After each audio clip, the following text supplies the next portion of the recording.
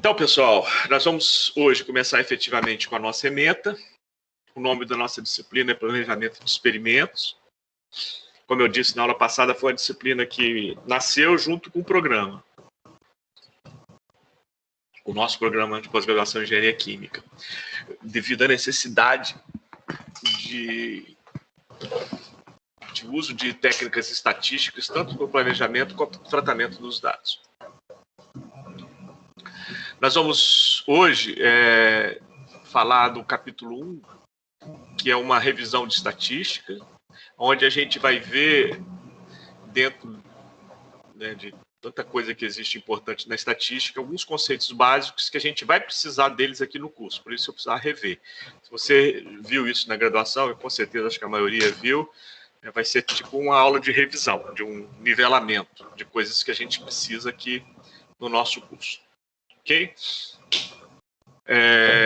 Para motivação do que a gente vai tratar aqui, eu dei um exemplo aqui. Imagina que você é um engenheiro químico de uma indústria e que trabalha num determinado ramo, e você tem um colega de turma que formou com você, que trabalha na concorrente. Mas vocês são muito amigos, daqueles de ir pro happy hour toda sexta-feira, tomar uma cervejinha junto. E de cerveja vai, cerveja vem, tira gosto vai, tira gosto vem, o cara abriu o bico apesar de ser seu concorrente. Aí ele falou assim, rapaz, vocês estão atrasados. A técnica que vocês usam está ultrapassada no processo de vocês. Existe um método novo muito melhor. Vocês estão perdendo. Vocês vão ficar para trás. E você fica, depois da cerveja, né, que o nego fala demais, você fica com o pé atrás com o que o seu amigo falou. Você volta, passa o final de semana em casa, matutando aquilo, segunda-feira você está na indústria de novo, e você fica cabreiro. E aí, rapaz, será que realmente o meu amigo tem razão? Será que o método que eu uso é pior do que o método que a concorrente usa? E aí você é engenheiro, então você vai para o laboratório e vai fazer experimentos com os dois métodos. Experimentos ainda em escala de bancada para tirar essa dúvida. Então você tem 10 lotes fabricados pelo método que você usa, o método tradicional, vamos chamar de método A, e você faz 10 com um novo método do concorrente, que seu amigo falou que é melhor. Que nós vamos chamar aqui, hipoteticamente, de método novo, de método B. E aí você analisa os resultados, depois que você fez esses 10 ensaios com cada método. E esses aqui são os resultados. Os 10 ensaios do método A e os 10 ensaios do método B. E aí, com posse desses 10 dados de cada método, você faz uma estatística descritiva e observa que, olhando aqui a média, realmente o método B teve uma média maior do que o método A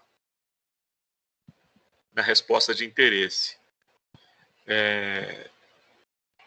1,3 na unidade da medida aí, maior do que o método A, o método novo, maior do que o método antigo. Se você fosse um engenheiro da média, você já começava a fazer contas. O que significa esse 1,3 unidades de média maior ao longo de um mês? Quanto que você vai ganhar por mês mudando o método? E aí você começa a fazer conta por ano. Quanto que você vai ganhar por ano? Qual é o lucro que você vai proporcionar à sua empresa por ano com a mudança do método? Se você fosse um engenheiro da média. Mas se é uma coisa que eu quero que vocês deixem de ser ao final desse curso, se eu conseguir isso, eu já estou um pouquinho satisfeito, é que vocês vão deixar de ser engenheiro da média. Vocês não tomem decisões baseado em médias. Não, é uma decisão que não é confiável. Por quê? Olha só, eu botei no gráfico que vocês estão vendo a dispersão dos dados do método A, do método B e onde estão as médias. Realmente, a média do B foi maior do que o método A. Mas perguntas que não podem deixar de ser feitas. Será que essa diferença não foi ocasionada por pura chance? Será que se eu repetir mais 10 experimentos de cada, eu vou encontrar o mesmo resultado? Será que esse método B realmente é melhor? Imagine, você toma uma decisão e geralmente mudanças de métodos, mudanças de metodologias significa um investimento alto, significa você comprar equipamentos novos, você mudar toda a sua linha de processo, investimento alto, grana alta. E se essa grana tiver retorno, maravilha. Você vai sair bem com o seu chefe. Mas e se não tiver? E se você tentou convencer o seu chefe a fazer um investimento altíssimo e depois ficou na mesma ou pior? É uma decisão complicada de ser tomada, né? Em suma, qual conclusão a gente tira disso? É necessário o uso de métodos estatísticos para se tomar uma decisão tão séria quanto essa. Eu falei de uma decisão que envolve dinheiro, mas nós estamos vivendo um momento, né, de decisões que estão sendo tomadas indevidamente que envolvem vidas, né? Gente está morrendo porque decisões necessárias e corretas não foram tomadas. E nós, como engenheiro, também nós temos vida nas nossas mãos, com decisões que a gente toma em termos de segurança, de trabalho, que envolvem vidas. Enfim, você não pode tomar decisão baseada em acho e você não pode tomar decisão baseada em média. Essa é a mensagem que eu quero deixar por enquanto nesse exemplo. Mais tarde, no decorrer do curso, a gente vai voltar a esse exemplo. E aí vamos ver como tomar uma decisão confiável, com confiabilidade estatística. Eu vou mudar o método ou não vou mudar o método? Aí, uma das coisas que a gente vai aprender aqui é isso. É possível tomar decisões seguras, com confiabilidade estatísticas, usando ferramentas adequadas. E aí sim você ter mais confiabilidade no que você vai fazer. Ok? Vocês estão me ouvindo bem? Sim. Ok. Ô Glaucia, se por acaso o meu microfone sumir, você me dá uma ligadinha no WhatsApp, que de vez em quando tem um mau contato aqui, ele some, tá? Tá certo. Obrigado. O menino conseguiu entrar, o Josildo? Consegui, professor. Tá me ouvindo? Estou ouvindo. Ok. Vamos então entrar nos tais conceitos básicos que a gente vai precisar e vai usar bastante aqui no curso, é uma breve revisão. O primeiro conceito básico importante é o de erro experimental. Quando você repete uma medida várias vezes, não vai dar necessariamente o mesmo resultado. Por exemplo, eu estou aqui numa sala. Se eu quiser medir a temperatura dessa sala que eu estou dando aula para vocês, a minha sala de trabalho, meu gabinete de trabalho, eu posso pegar um termopar, né, ir para o centro da sala e medir. E vamos supor que a primeira medida que eu fiz agora deu 23,2 graus Celsius. Aí, se daqui a 5 minutos eu for para o mesmo lugar e medir de novo, pode não dar o mesmo resultado. Pode não dar 23,2 graus Celsius, pode dar 23,4 graus Celsius. E a temperatura não mudou, porque essa sala está condicionada. Eu estou com o ar ligado aqui, mantendo uma temperatura constante. E o resultado que eu obtive não foi o mesmo. Por quê? Porque existe um erro associado a uma medida, né?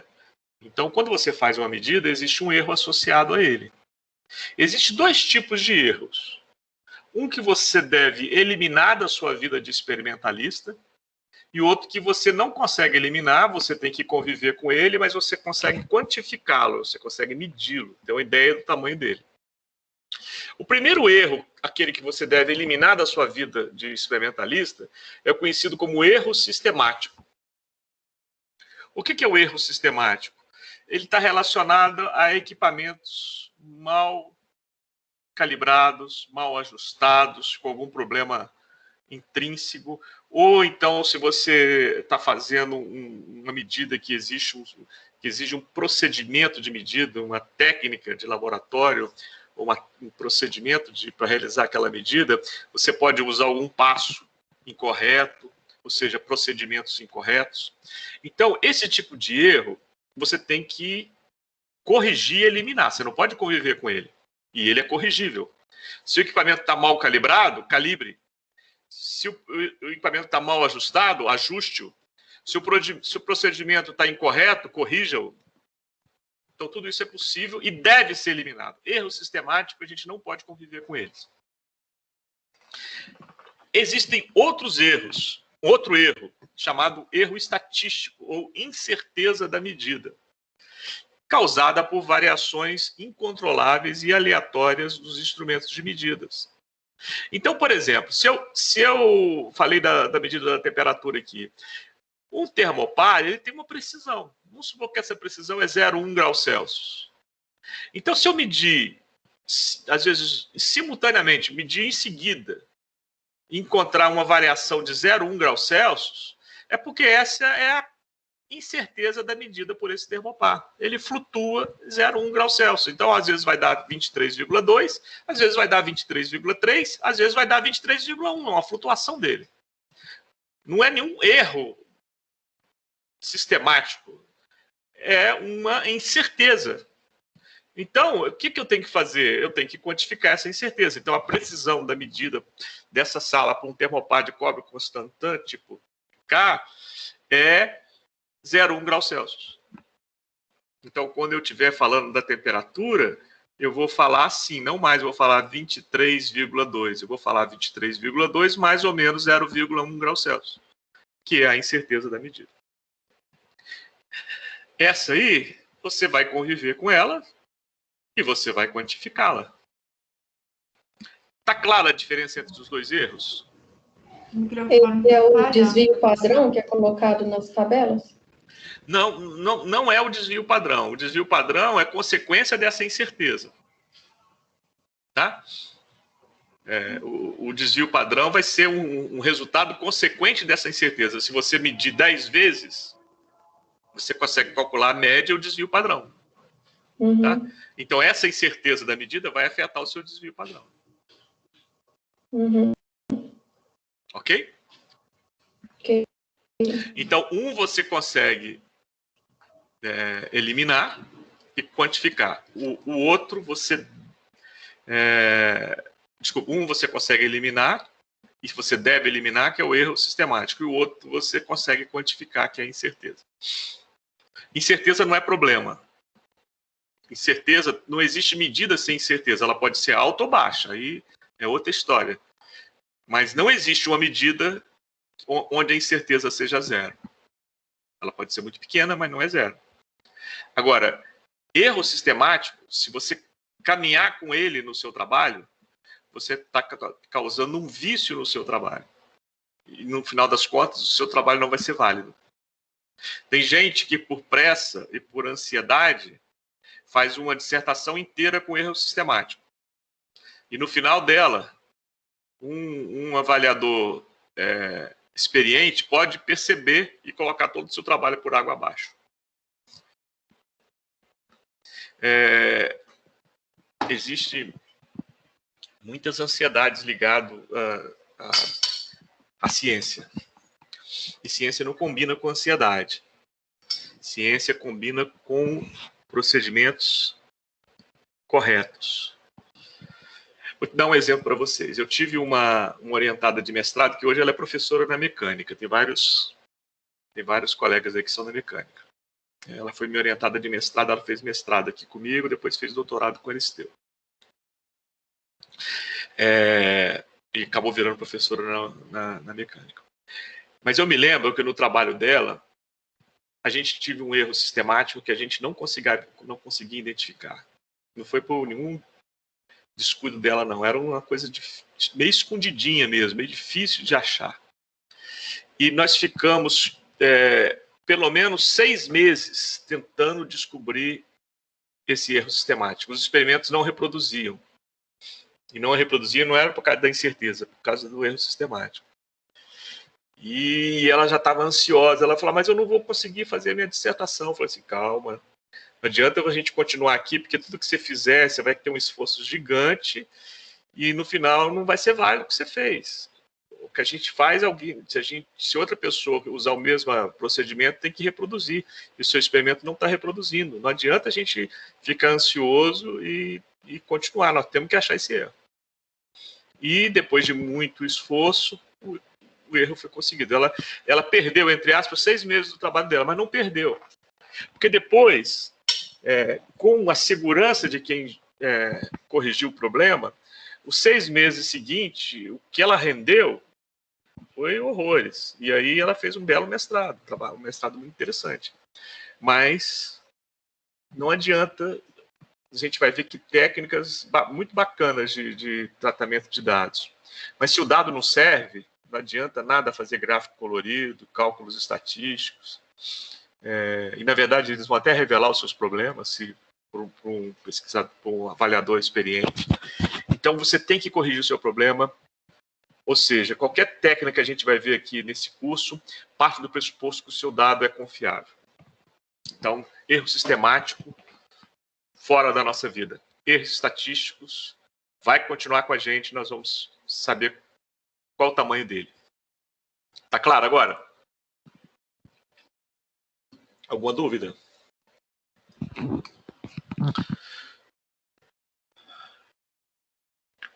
Posso continuar? Ok. Pode. Um conceito também que eu tenho certeza que vocês conhecem, mas que é muito importante, é de população e amostra. População é um conjunto de medidas que corresponde à coleção inteira de unidades, para as quais você faz uma inferência.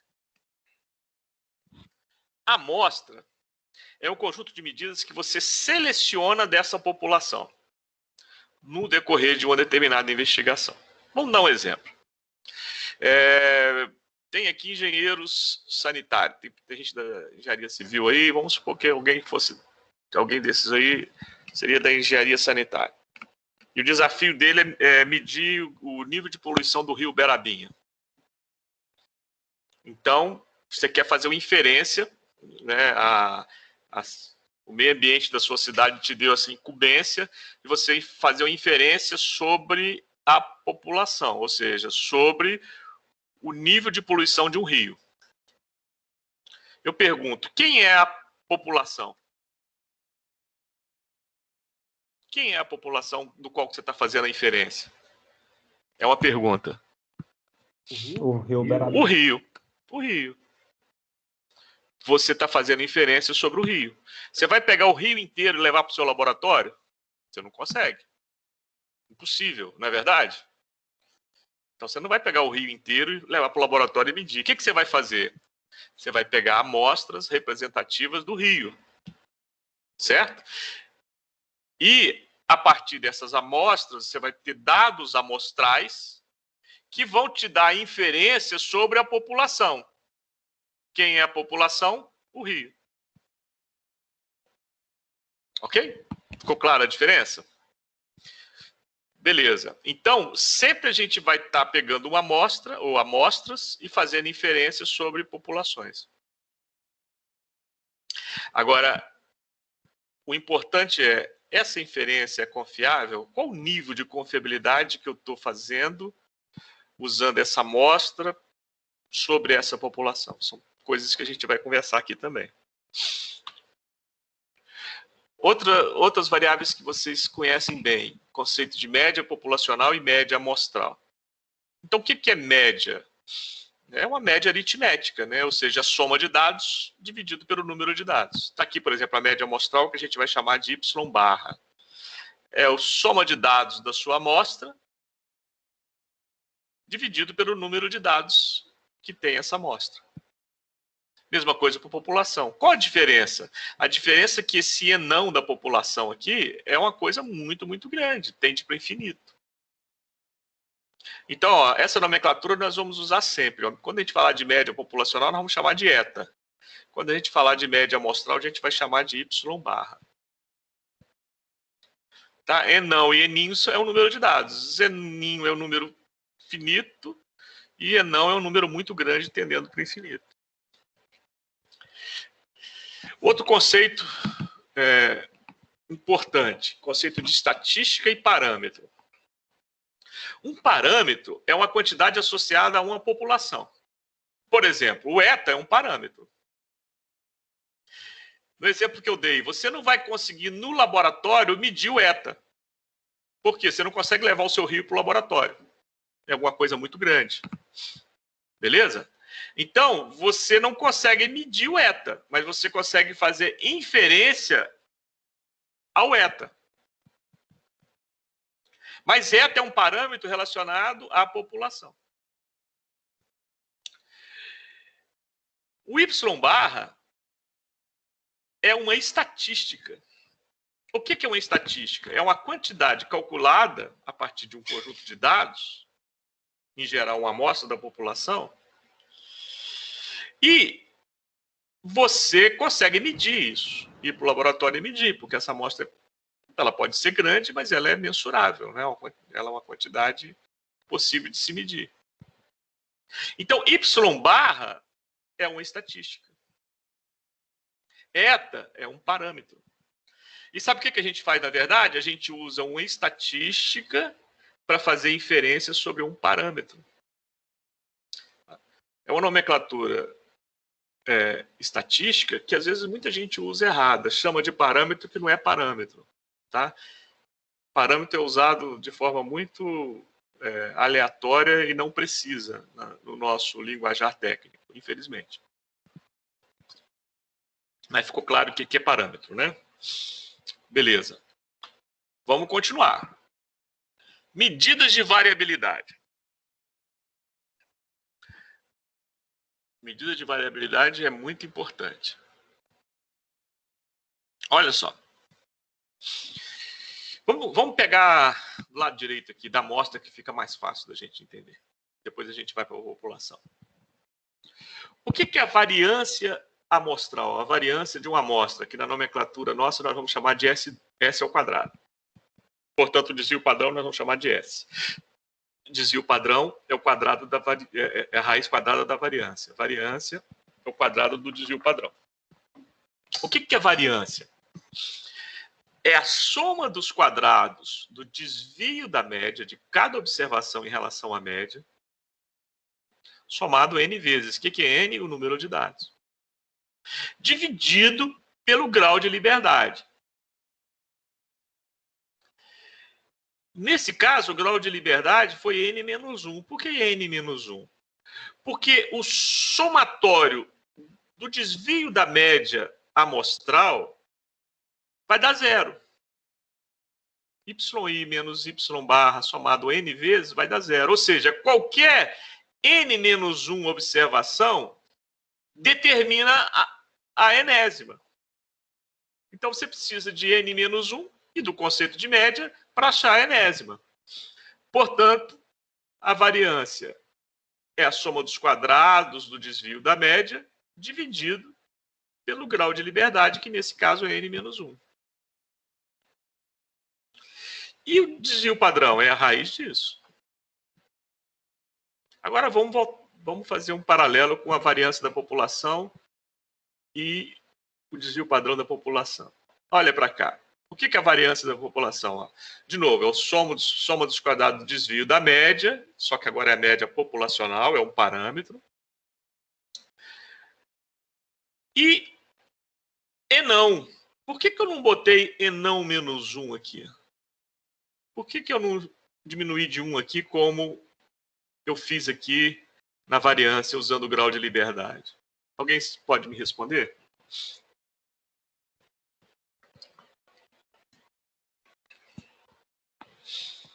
Alguém pode me responder? Eu acho que porque na variância amostral, a gente trabalha só com o número de amostras específicas, né? Na outra, é toda a população, então não precisa ser especificado, né? Daniel, mais ou menos. Vamos ver uma outra explicação aí. Quem mais? Por que eu não botei enão menos 1 aqui? Eu botei enão. Já que é a mesma coisa. O conceito é o mesmo. Ninguém? Porque N tende ao infinito? Professor? Exatamente. Quem respondeu? Guilherme. Guilherme. Porque N tende ao infinito. N é um número muito grande. Professor. Então, oi. Eu ia falar com relação ao que você falou anteriormente, né? O enão é referente à população, né? Está escrito aí, variância da população. É. E a população ela é muito grande. Exatamente. Que nem o rapaz falou aí. Tende ao infinito. Exatamente. Então, ou seja, 1 trilhão menos 1 é 1 trilhão, né? Ou seja, é uma coisa tão grande que tirar 1 não faz a mínima diferença. Então, por isso que é não, né? Esse N aqui tende a infinito. Isso não tem sentido eu ficar botando enão menos 1. Beleza?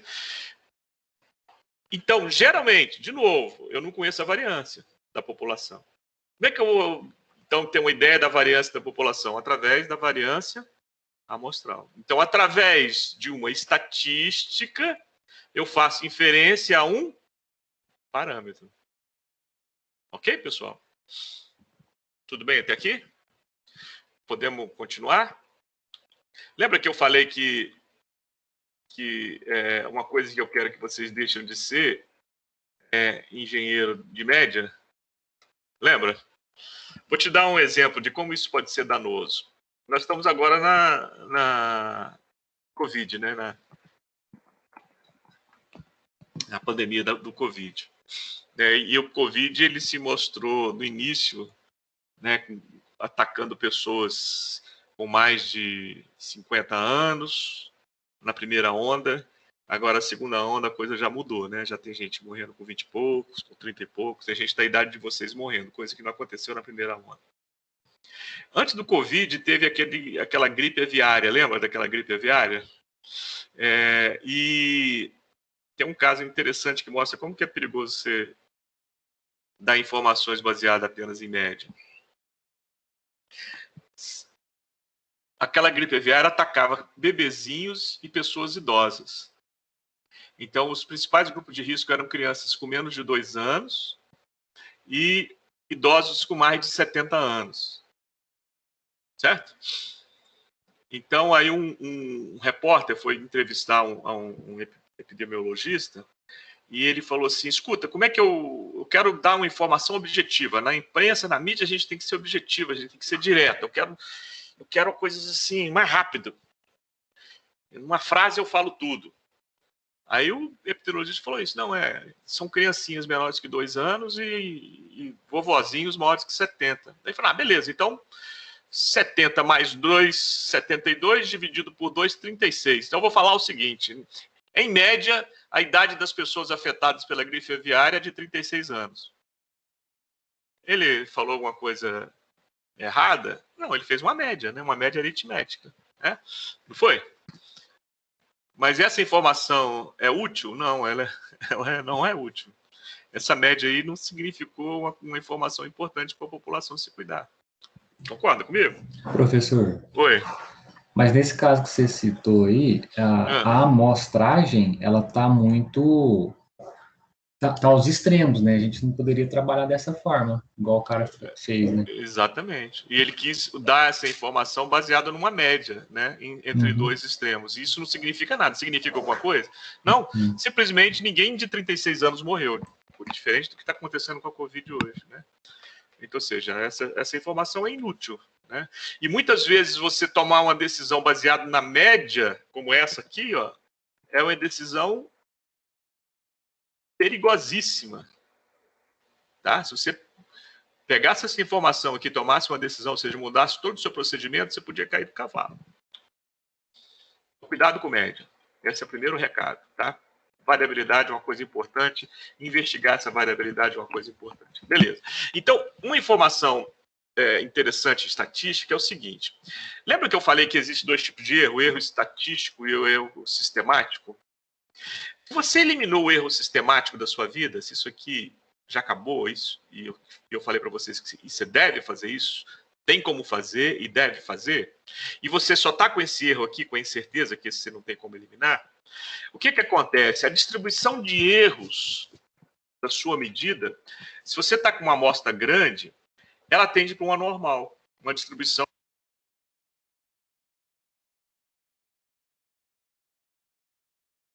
Ficou mudo, Marquinhos. O som parou. Voltou? Agora sim. Igual eu falei para vocês, um mau contatozinho que às vezes some. Obrigado, viu, gente? Toda vez que sumir, vocês me avisam. Então, de novo, isso é uma forma de você identificar. Se você está com erro estatístico, a distribuição de erros, se você está com incertezas, a distribuição de erros da sua medida tende para uma normal, para uma distribuição gaussiana. Coisa que com erro sistemático não acontece. Então, a forma de identificar também se você está com erro sistemático ou estatístico. Como é que é a distribuição de probabilidade da distribuição normal? Aqui está a equação da normal, né? Onde esse sigma aqui é o desvio padrão, esse sigma 2 é a variância, esse eta aqui é a média, né? Então, e aqui está a cara da normal. Essa é uma normal, né? Então, o pico da normal é onde? Na média. Média eta. A normal é uma distribuição simétrica, ou seja, se essa área toda aqui vale 1, a metade do lado de cá vale 0,5, a metade do lado de cá vale 0,5. Ela é totalmente simétrica.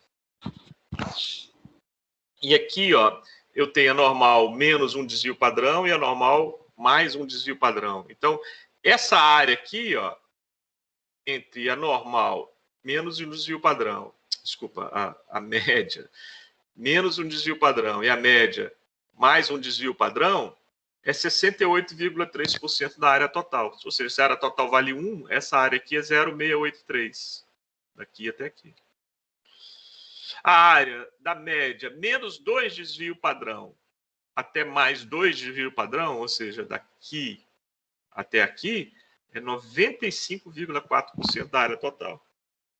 E a área da média menos 3 desvio padrão até a média mais 3 desvio padrão é 99,7% da área total. Então, propriedade de qualquer normal. Então, aquilo que eu disse para vocês antes é conhecido como teorema do limite central. Ou seja, se você está com uma condição experimental, onde você está só com erros estatísticos, e você tem uma amostra grande de dados, a distribuição desse erro tende para uma normal. Aqui eu coloquei várias normais, né? O que mudou? A média. Aqui a média é menos 5, portanto está no negativo, né? Aqui a média é 5, portanto está no positivo. Aqui a média é 30, bem mais para cá. E a variância, ó. Aqui a variância é 25, desvio padrão 5. Aqui a variância é 100, aqui a variância é 6,25.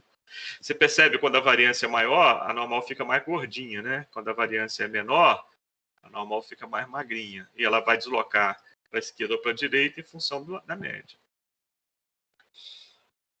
Ok. São muitas normais, muitas possibilidades de normais. Mas existe um jeito de você calcular a normal baseado em dados tabelados. Como é que você faz isso? Você usa uma normal padronizada. O que é normal padronizada? É a normal que tem média 0 e variância 1, ou desvio padrão 1 também, né?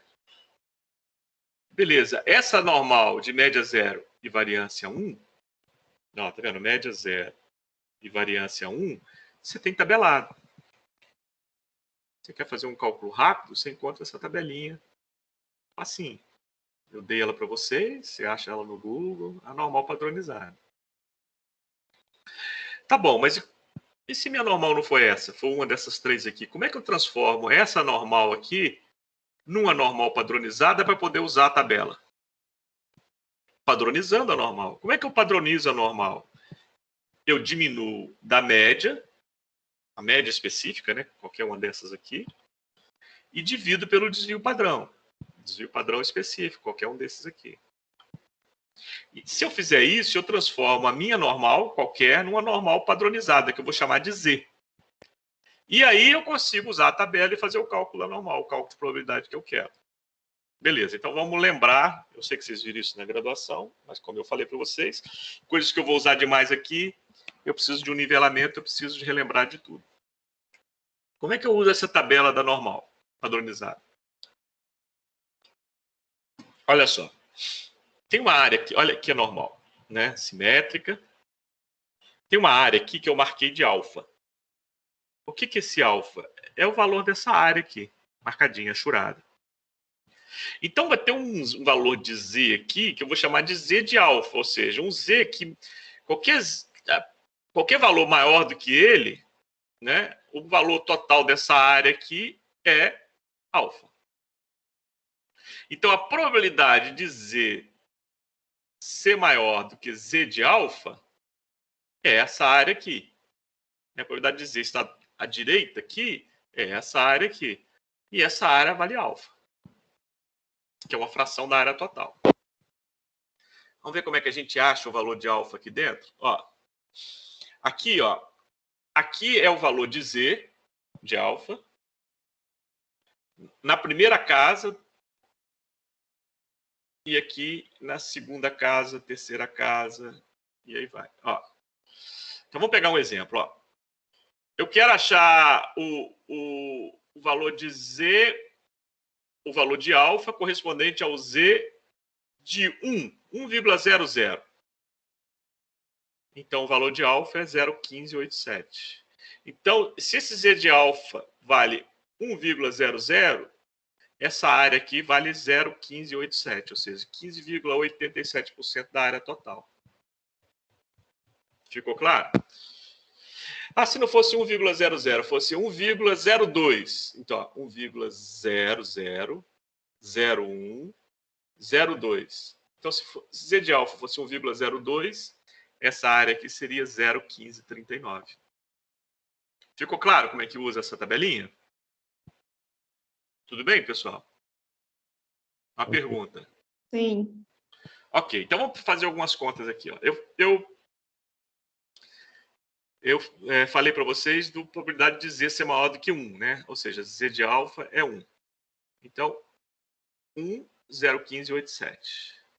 Qual a probabilidade de Z ser menor do que menos 1?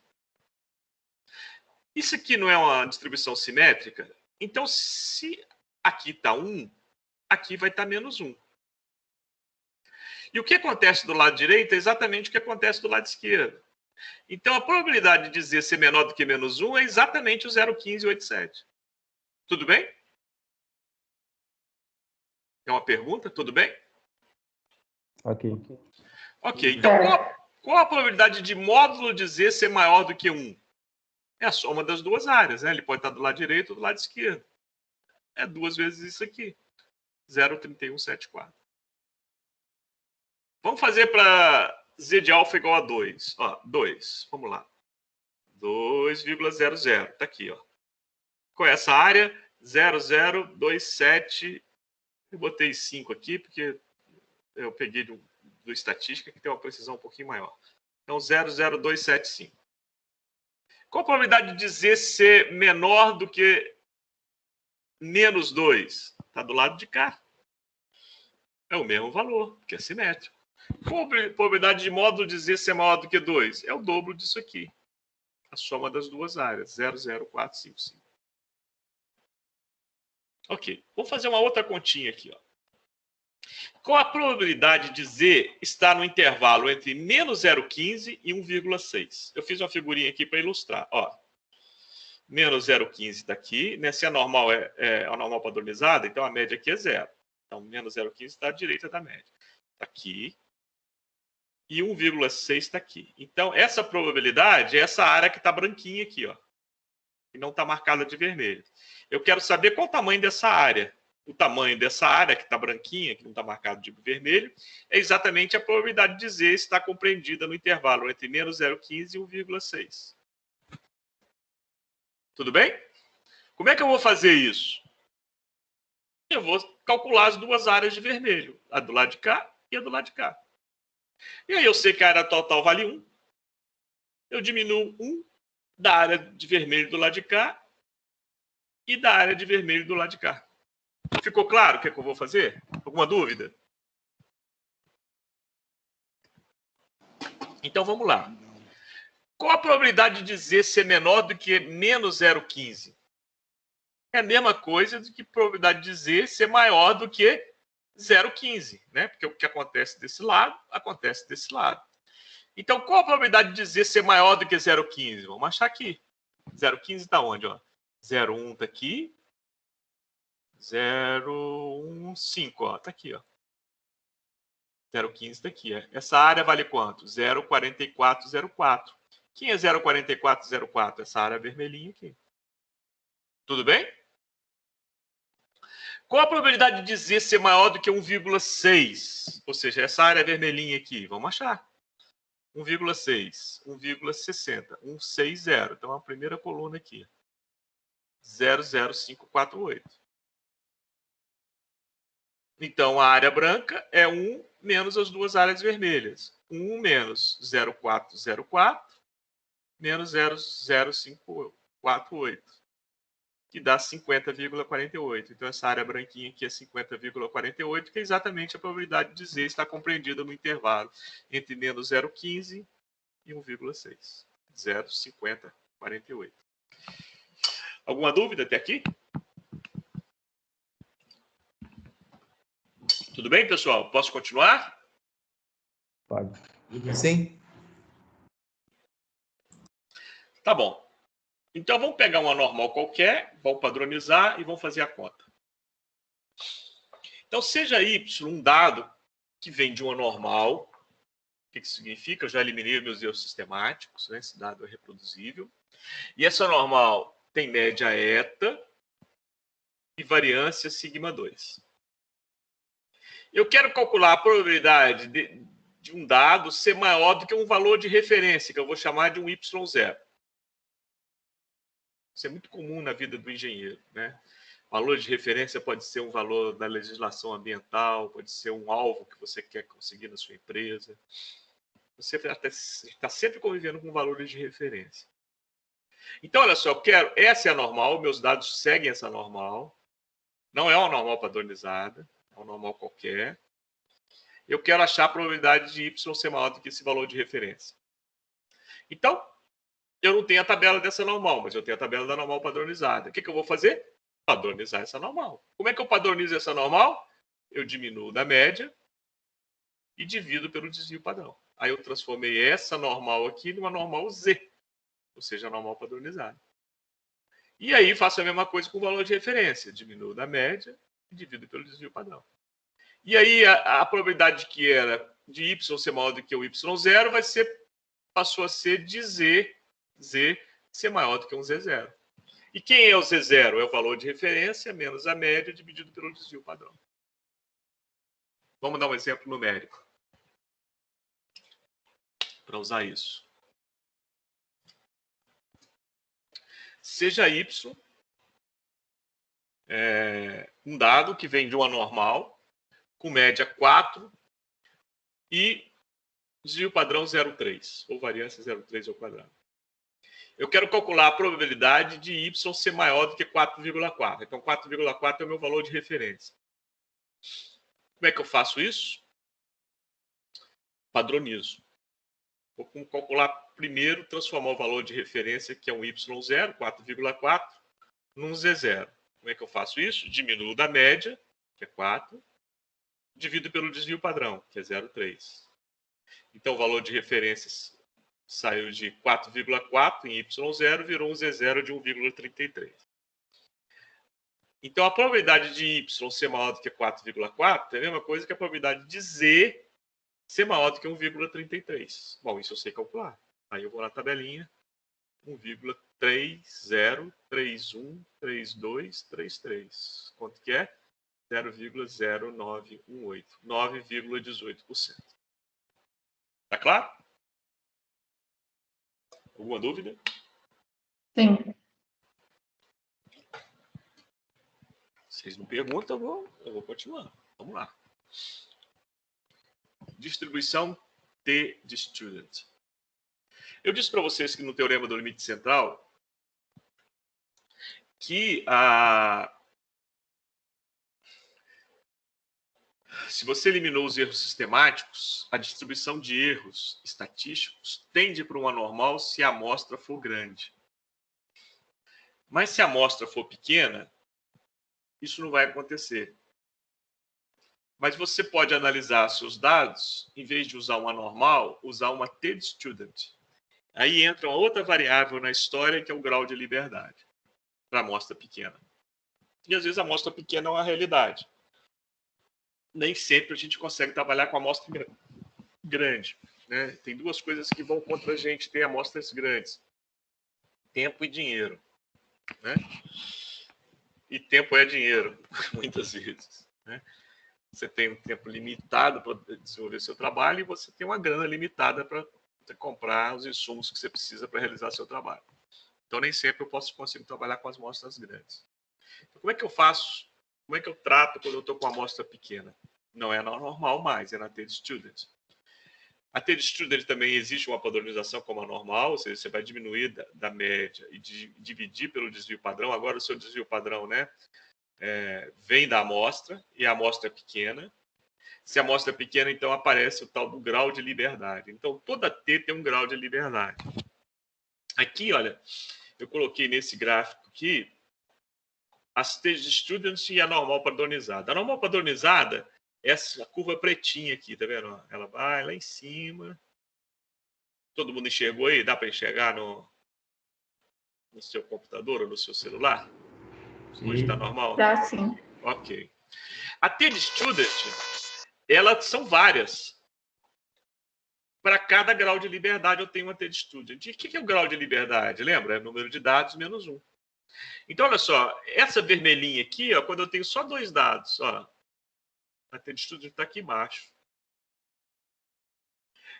À medida que eu vou aumentando o número de dados, ó, quando eu tenho 5 dados, ou seja, com 4 graus de liberdade, a curva azulzinha já subiu lá para cima. Com 9 dados, ou seja, 8 graus de liberdade, a verdinha já subiu lá para cima. O roxinho aqui, ó, com 13 dados, ou seja, 12 graus de liberdade, já está cá em cima. O que está acontecendo? À medida que eu aumento o número de dados, você percebe que a T de estudo está caminhando para a normal padronizada? Percebeu isso? E com o número de dados muito grande, a T de estudo vira a própria normal padronizada. Tudo bem? A T de estudo também é uma distribuição simétrica, o que está de um lado está para o outro. E eu falei de amostra grande e amostra pequena, ninguém perguntou nessa turma, mas sempre vem essa pergunta: professor, o que é grande e o que é pequeno? Bom, eu vou dar um exemplo para vocês que é fácil a gente descobrir o que é grande e o que é pequeno. Apesar de a gente não ser movido por momentos, né? Momento às vezes não é apropriado, mas, por exemplo, o Vasco é grande. Apesar de estar na Série B, é grande, ele é gigante, é o gigante da colina. O Flamengo, apesar de estar numa fase boa, é pequeno. Então, futebol, dá para você diferenciar o grande do pequeno. Mas, e nos seus dados lá? O que é grande e o que é pequeno para você? Aí eu vou te mostrar uma forma de você identificar o que é grande e o que é pequeno. O que é grande, uma amostra grande? Uma amostra grande é onde a T de student dá a própria normal a menos de 5%. Ou seja, a diferença da normal para a T de student é algo muito pequeno, em torno de menor do que 5%. Então, isso é uma amostra grande. Então, que grau de liberdade seria esse? Qual o tamanho dessa amostra que a T de student vira normal a menos de 5%? 30 dados. Então, se você tem uma amostra mais do que 30 dados, você já pode tratar pela normal, porque normal e T de student fica quase que 0 a 0. Você tem uma amostra menor do que 30 dados, não, aí você vai tratar pela T de student, porque aí tem diferença significativa entre a T de student e a normal. Ficou claro, gente? O que é grande, o que é pequeno? Tirando o futebol, que fica fácil de identificar. Ficou claro? Ficou. Ok. Ô, professor. Oi, não vai falar de futebol não, né? Não. Tá bom. Só uma coisa que vem na minha mente aqui. Quando a gente determina uma amostra para algum tipo de experimento, quanto maior a amostra, Melhor. Melhor. Melhor. Sendo que lá na frente, às vezes, a gente pode tirar alguns dados, né? Uhum. Para ficar mais preciso o seu resultado. Uhum. Nesse caso que você citou aí, a TED Student é com menos de 30 amostras, né? Uhum. E a normal é com mais de 30 amostras. Então, se no meu experimento eu peguei, sei lá, 32 amostras e eu tive que eliminar 7, aí eu vou trabalhar com a TED Student no experimento. Uhum. Não, beleza. Então. É isso mesmo. Agora, quem perguntou? Josildo. Agora, acontece o seguinte, ó. A amostra grande é sempre desejável, mas não é sempre possível, né? Às vezes, a amostra pequena é uma realidade que a gente, às vezes, não tem como evitar. Tá bom, pessoal? E aí, mas não tem como evitar por causa daquele binômio que eu falei para vocês, tempo e dinheiro. Mas tem como tratar. É isso que eu quero mostrar para vocês, tá bom? Mesmo com a amostra pequena, você fazer um tratamento adequado estatístico. Tá bom? Assim, só para concluir, é porque quando a gente faz trabalho de avaliação de imóveis, a gente trabalha com uma parte da estatística. Uhum. E quanto mais, quanto maior for a nossa amostra, melhor, né? Para determinar o valor do imóvel. Para tudo, Josildo. Quanto maior for a amostra, melhor. Só que, por exemplo, em situações de imóveis rurais, a gente não consegue uma amostra muito grande, tem que trabalhar com uma amostragem pequena. Isso acontece em todas as áreas, não só com avaliação de imóvel. Nem sempre a gente consegue ter uma amostra grande, mas é possível tratar estatisticamente de forma adequada uma amostra pequena. É isso que a gente está vendo e vai continuar vendo. Tá? O curso inteiro a gente vai falar sobre isso. Tá bom? Agora, professor. Reginaldo. Fala, Reginaldo. No caso de amostras pequenas, né? Que é, por exemplo, o caso do trabalho que vai estar fazendo, né? Existe um mínimo dessa amostra pequena? O mínimo é 2. O mínimo é 2? Mas claro, é que o Josildo falou. Você não vai trabalhar no mínimo por preguiça, nem vai trabalhar no mínimo por ansiedade. Quando você vai trabalhar no mínimo, você vai trabalhar no mínimo por necessidade, né? E nem dentro das condições de contorno, né? Por necessidade. Então, quer dizer, é uma realidade que a gente tem que avaliar e verificar, né? Se é possível fazer mais? Não é possível? Não. Então, vamos lá. Como é que a gente trata amostras pequenas pela TED Studies? Vamos lá, então, vamos ver o gráfico da TED Studies. Esse aqui é a TED Studies. Você percebe que, como a normal, ela é uma distribuição simétrica. Também, como a normal, ela é padronizada. A média é 0. Então, essa área aqui tem T de alfa equivalente aqui menos T de alfa. Agora, observe que lá era Z de alfa. Aqui aparece T de alfa e aparece um GL aqui. Ó. O que é esse GL aqui? Grau de liberdade. Né? A TED Student, diferente da normal, você tem que informar o grau de liberdade. Você viu? Porque ela não é a mesma para graus de liberdade diferentes. Você percebeu isso aqui? Então, você tem que informar qual grau de liberdade você está trabalhando. Tá bom? Então, vamos ver a tabelinha da TED Studios aqui padronizada. Então, o jeito de olhar é diferente da normal. Nessa primeira coluna, temos os graus de liberdade. Tá vendo? Ó, vai de 1 e crescendo. Na primeira linha, tem o alfa. Lembra que lá na normal o alfa ficava no miolo aqui, não. Aqui na TED Studios o alfa está nessa primeira linha aqui, ó. Quem é o alfa? Essa área aqui. Tá bom? Por exemplo, aqui, ó, vamos pegar um dado aqui, ó. Essa área aqui é de 5%.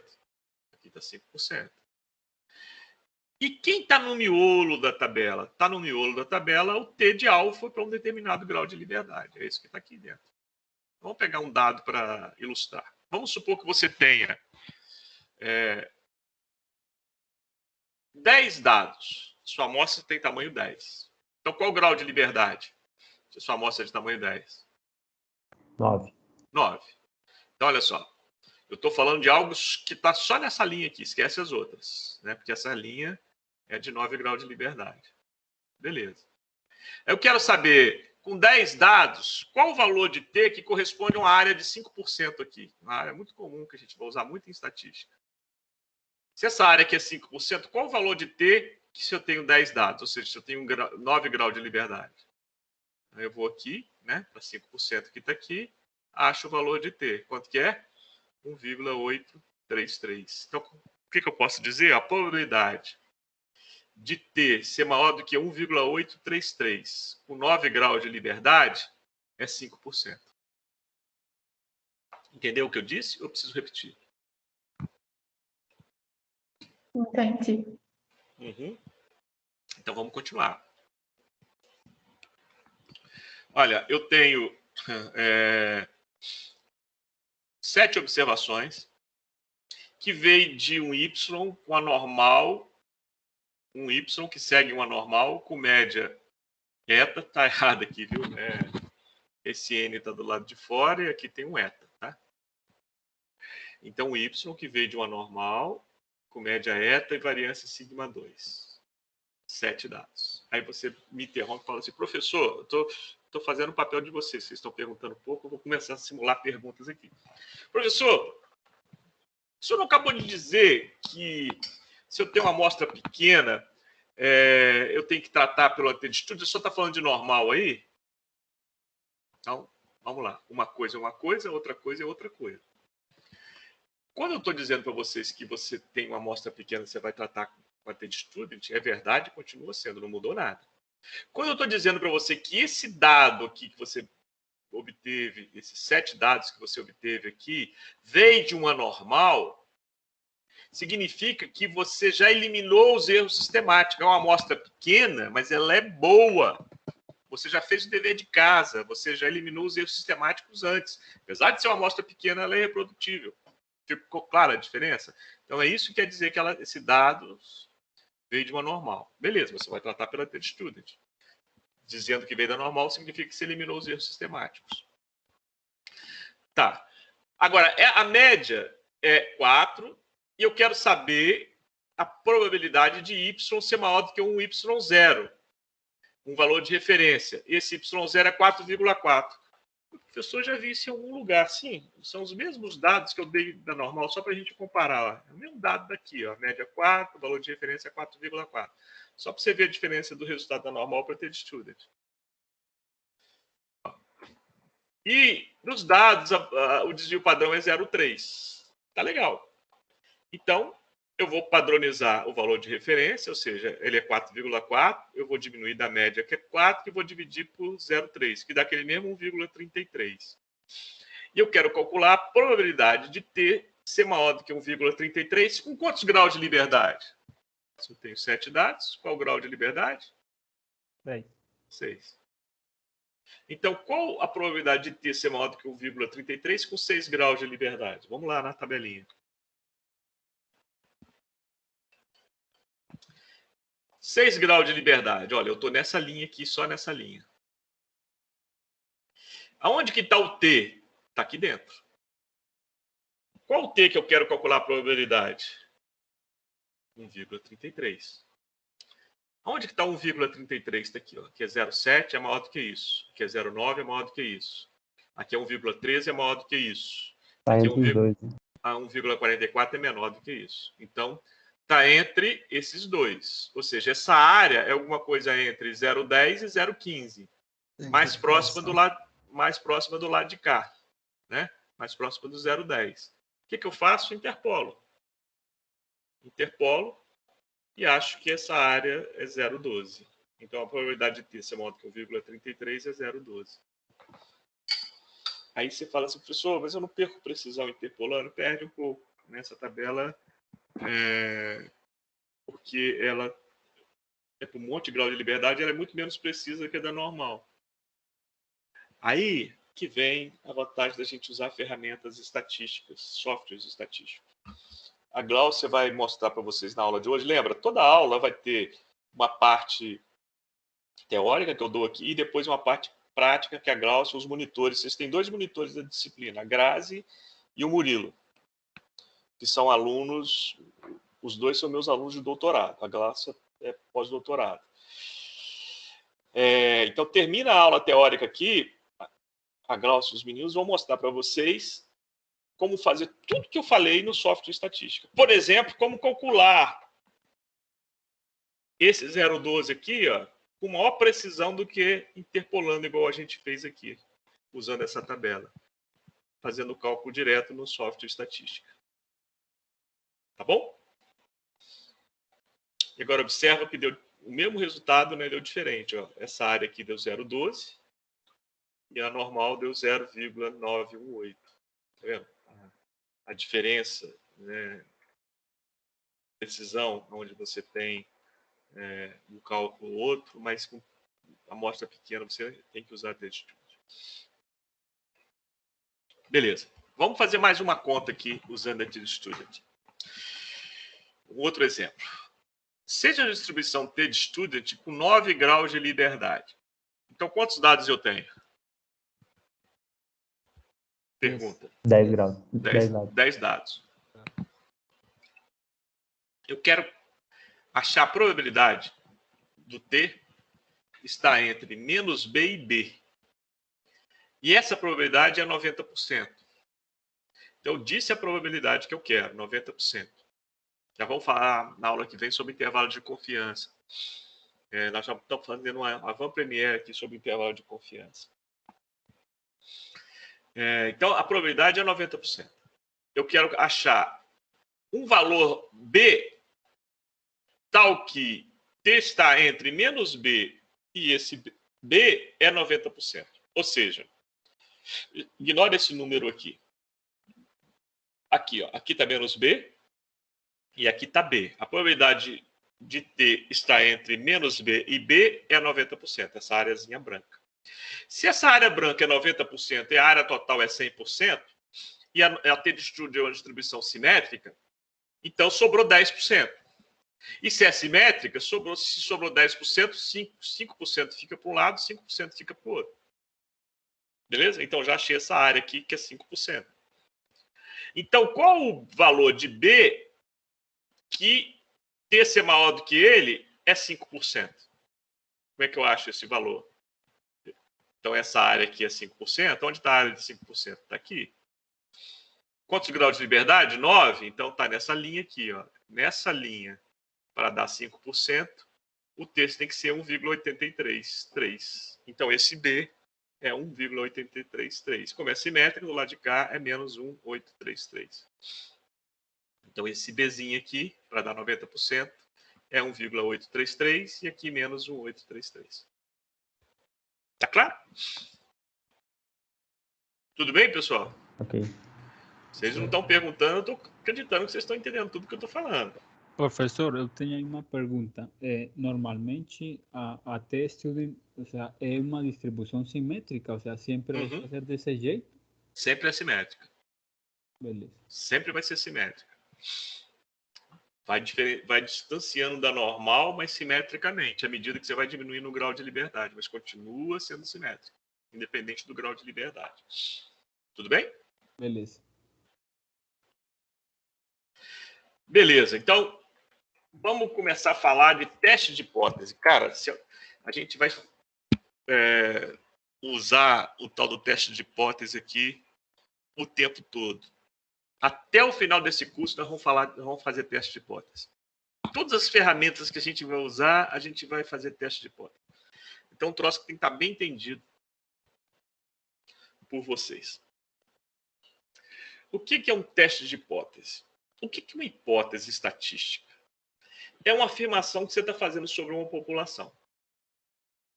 Uma formação inferencial sobre uma população. Como é inferencial, você tem que comprovar a confiabilidade dessa informação, dessa inferência. E como é que você vai comprovar validade estatística, a confiabilidade estatística dessa inferência que você está fazendo? A partir de uma amostra. Né? A gente sempre faz inferência de população a partir de amostra. Né? Bom, no exemplo que eu dei para vocês, né, aqui no início da aula de hoje, como motivacional, 2 métodos. O método tradicional que você usa, o método novo que seu amigo falou que é melhor. Você fez amostras, você pegou dados dos 2 métodos. Mas isso aqui é suficiente para você? Não, isso aqui é uma amostra, resultado de uma amostra. O que é importante para você? É a população. Né? O importante para você, se você mudar alguma coisa, daqui a um mês, esse resultado continua sendo reproduzível, ou seja, você continua ganhando com a mudança que você fez. Daqui a um ano, você continua ganhando com a mudança que você fez. Ou seja, você não está preocupado com essa amostrinha que você tirou, você está preocupado com a população, com o que vem pela frente. Por isso que você tem que tomar decisões confiáveis. Você faz inferências sobre a população a partir da amostra e você tem que fazer testes de confiabilidade. Esse é o teste de hipótese. Então, como é que é o teste de hipótese? Como é que ele é configurado? Você tem uma hipótese que você quer comprovar e você coloca sempre o chamado advogado do diabo.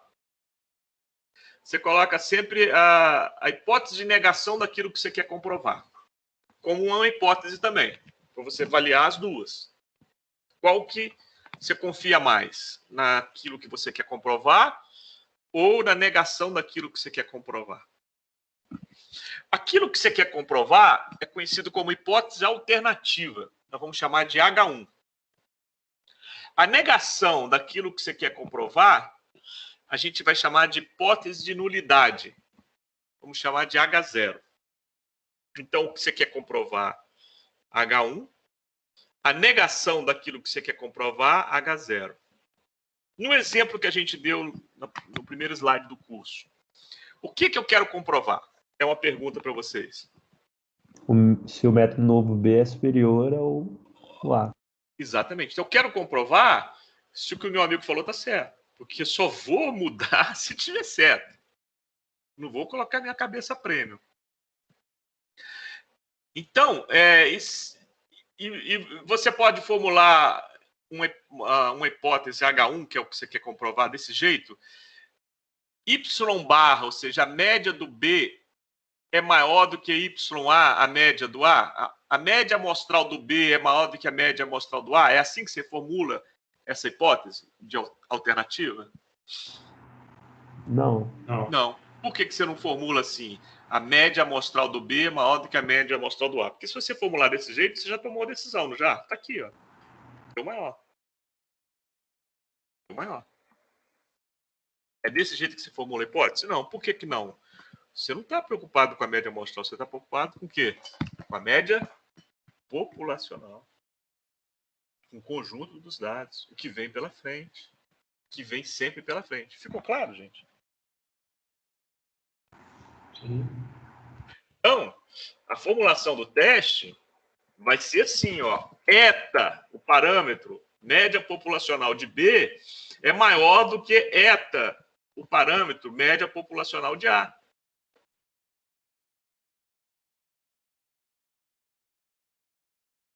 Então,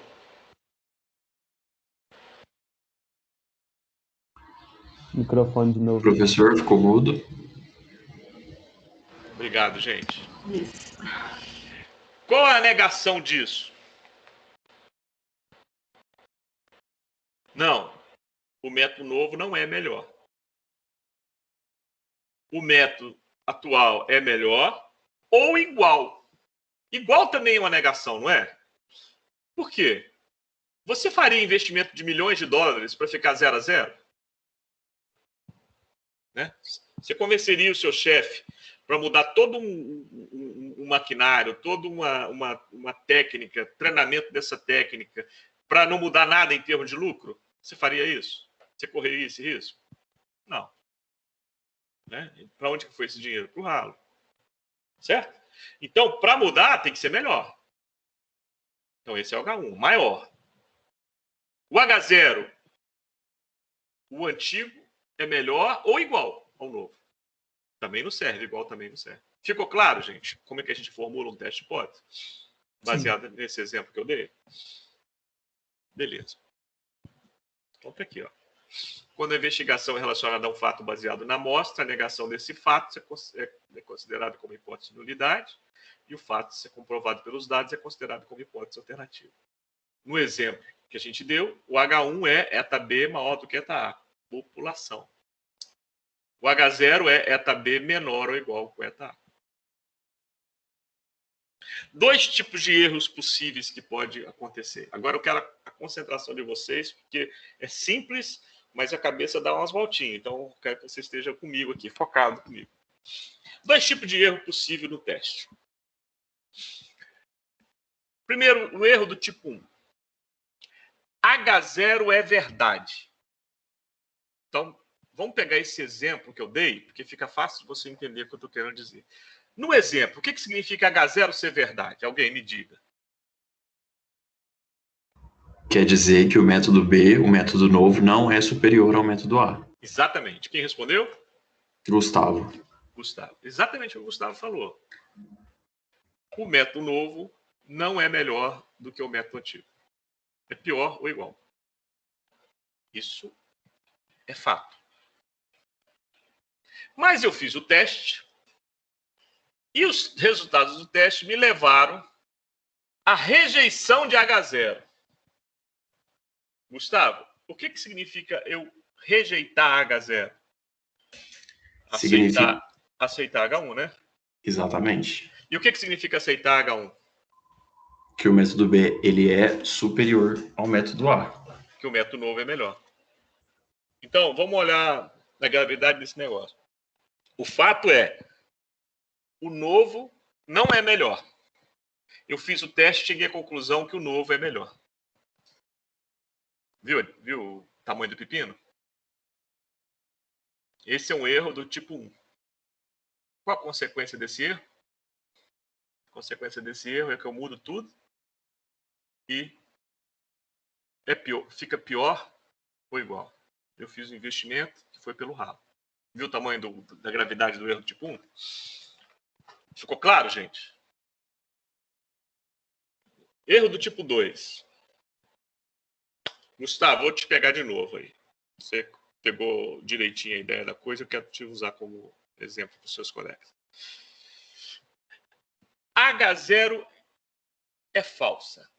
O que significa H0 ser falsa, Gustavo?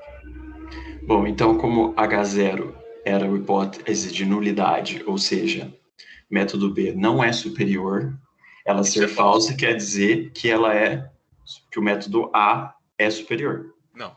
Pensa direito. E confundi, então. O que significa H0 ser falso? Você tem duas hipóteses. Se um é falso, a outra é verdadeira. Não tem como as duas ser verdadeiras. Concorda comigo? Sim. Então quer dizer que H1 é verdadeira. Então, de novo. O que significa H0 ser falso? H0 falso, H1 verdadeiro. H1 verdadeiro. E o que significa H1 verdadeiro? Método B superior ao método A. O método B superior ao método A. Então, o fato é esse. O método novo é melhor. Meu amigo tinha razão. Mas o teste levou à não rejeição de H0. Parece que você está falando de trás para frente, né? Mas é o linguajar estatístico. Eu quero apresentar para vocês do jeito que vocês encontram nos livros. O que significa não rejeição de H0? Se eu não rejeito, eu aceito. Então, o teste me levou a aceitar H0. E o que significa aceitar H0, Gustavo? Aceitar que o novo não é melhor. Exatamente. Então, o fato é, o novo é melhor, mas o meu teste levou à conclusão que o novo não é melhor. É ruim também, né? Estou deixando de ganhar dinheiro. Esse é o erro do tipo 2. Os dois são ruins. Mas qual que você não quer cometer de jeito nenhum?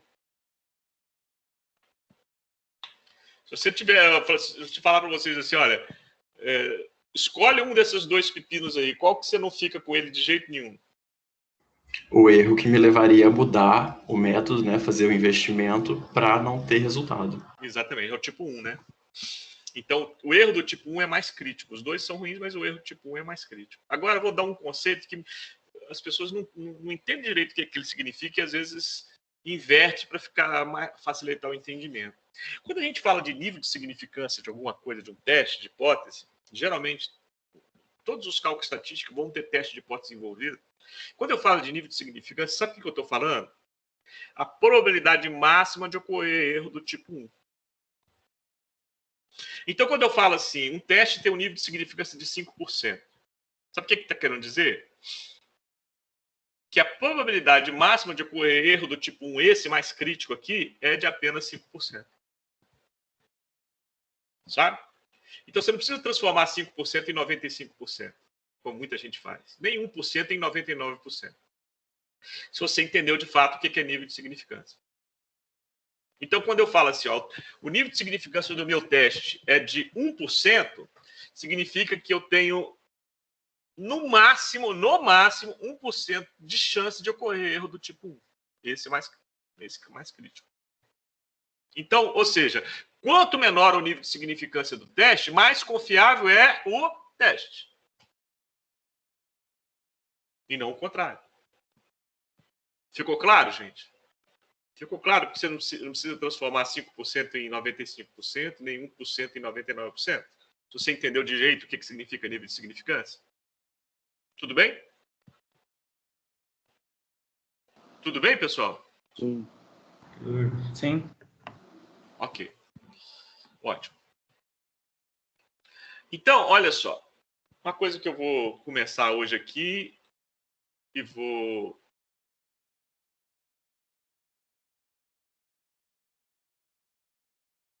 Ô, Gláucia. Oi. O que você acha? Entra em intervalo de confiança ou deixa para a próxima aula? Você já tem, acho que, bastante coisa para falar da parte prática aí, não tem? Tem bastante coisa. Eu acho melhor deixar, professor, porque eu acho Deixar que intervalo de confiança o para a próxima aula. entendimento fica melhor. Fica melhor para não ficar quebrado, né? Senão vai quebrar no meio. Tá bom. Então, vou falar assim. Pessoal, então, olha só. Eu vou parar aqui a parte teórica, exatamente por causa disso que vocês ouviram conversar com a Gláucia aqui. Vou parar a gravação agora.